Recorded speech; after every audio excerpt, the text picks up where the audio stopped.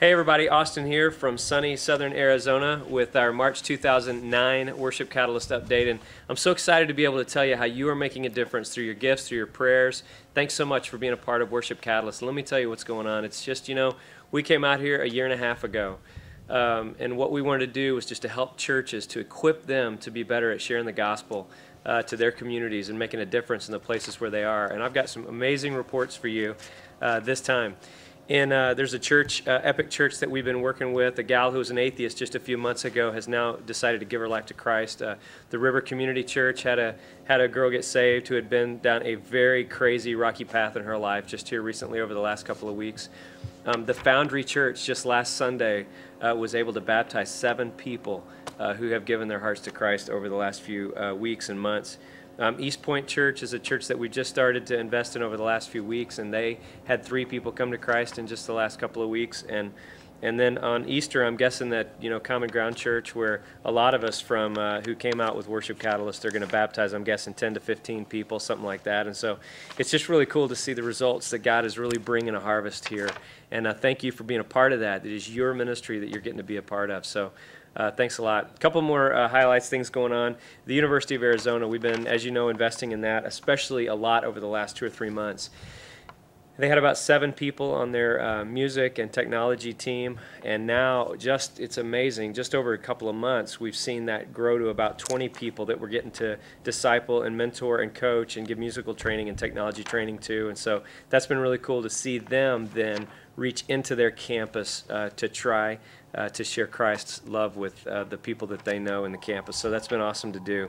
One other thing, Cammie had the opportunity, we're going to show some video here of her working with this guy at Revolution Church a few weeks ago, and she was able to kind of help out. So you see this guy, and the church really needed something to hit home to explain when life is really tough, where is God in the middle of all the tough stuff going on in life? And so anyway, Cammie was able to invest there with that guy, and it really turned out to be great and made a big difference in people's lives. Now, last month, as you know, we had technical problems, and so we had previously recorded an interview with a new friend of ours, Paul Ingram, an old friend of ours, Paul Ingram, who is now living here with his wife and their family in Tucson, serving Revolution Church, but also serving through Worship Catalyst various other churches. So we're going to have an interview with him on this video. Right out big time, but we have the newest family on the team named Paul and Jennifer Ingram. We told you about them last month, and I wanted to introduce you to Paul, so come on, Paul. Paul and I have been friends for a really long time. How's it going, man? It's all right. Good. We're sharing a microphone, so we're going to do this. Excellent. Cool. So Paul and I were good friends in college, and Cammie and his wife Jennifer were good friends in college, and we introduced them, and we got married like the weekend before they did, and we were in each other's weddings and all that. So we've known each other forever.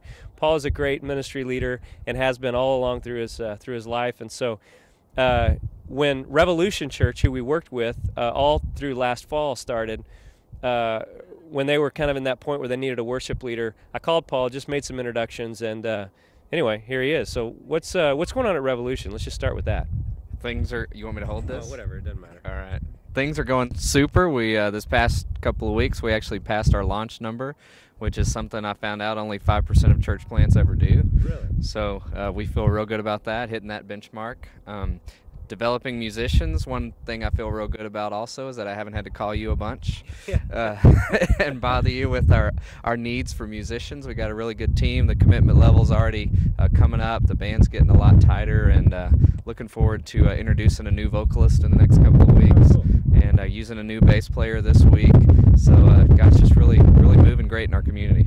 Okay. Now, one thing about Paul is that he had to raise half his own support to come out here, because as a church plant, they don't have all that kind of money to be able to really, hire full-time staff. And so, anyway, he raised half his own support, and he's also volunteering then with part of his time into some other projects that we have going on with Worship Catalyst. So it's not just a Revolution thing for him. And so let's talk a little bit about that. You are involved with Santa Rita by hanging out with Justin, right? Okay, so Justin's a guy, we've been coaching him and working with he and his wife at leading at Santa Rita Community. And I was at a stopping point where I couldn't get him any further with his guitar, and so Paul came in. And so how's that going? Well, it's going well. He's real excited. He always wants me to show him a new trick every week. He's real into the tricks, but he has a great heart for God and just really wants to do his best to become the worship leader God wants him to be. Now, do you think he was? I went last night to a late night practice that they had, and I mean he was easily twice as good as he's ever been before at that practice. I mean, he did a really great job, and so I'm wondering if it's kind of like where one person like gets the pickle jar loosened and then finally somebody gets it open. You think? I am like, sure that's what it is. Most definitely, because I've only met with him 3 times. Okay, yeah, that's coming. Mountain View Baptist Church. It's a church that we spent that basically is going through a transition of worship leaders. They're a more established church, which is not what we normally work with, but we're glad to step in and help them. And they just needed some fill-in people, and so Paul is leading there over every other week, right? Right. And then we're also filling in some other people. So is that group, you think, getting better and tighter and stuff with our work with them?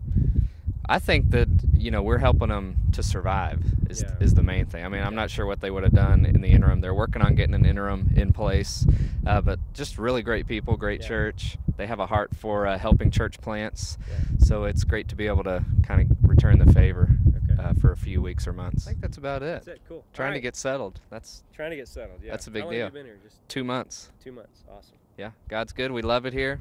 Hello to everyone. Okay. Thank you. So anyway, Well, I'm glad you got to meet Paul, and he's a great guy, and he's going to just continue to help out here in this area.